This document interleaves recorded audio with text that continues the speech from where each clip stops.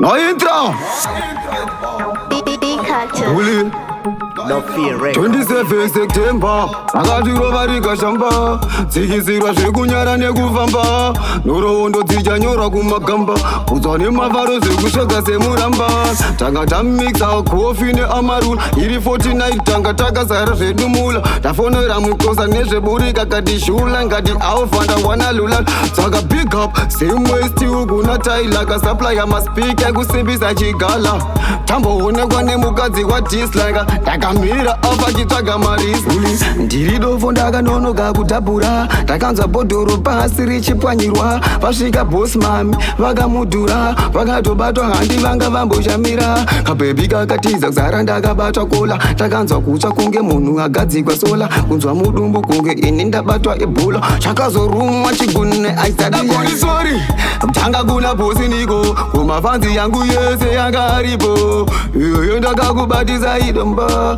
tosaka ndaimba chichimbo toda kuti sori kutanga kuna bosi niko kumafanzi yangu yese yanga aripo iyoyo ndakakubatisa idombo azokuimbira ichimbo saka vaviva ndidonedza nyoka irume inomedza vakombouya vakawanda vachiedza vakatitadza uli pamberi pamai takati yapa mamwe samurambuya chingoziva hari yamwe saka kumafanzi ndoda kuti pachi pamwe takabva kure ndozviziva hamuramwe saka ndoti zviriko niko zviriko kumajama satani chongo uya ipapo patinozama tenge tsvaga ndarama kwete madrama notilodzisa mapuma atinevamai mafanzi yangu ime muri majani BullyGod ambosoka tinodzitina dzesepatani saka tichadzitina dzandoda tichashaka dzandoda kutorara dzandoda kutopfeka zvandoda tichaimba zvamoda kuita zvese zvamoda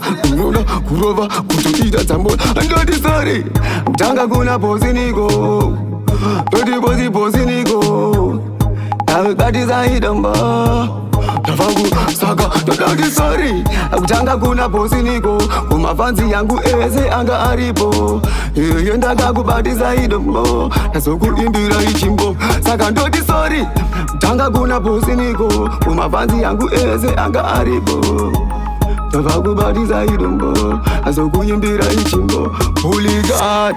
Come on, it's another chapter. Andizomborega kumorwanda ndaziya Beey Roy Cactus. BullyGod. No fear records.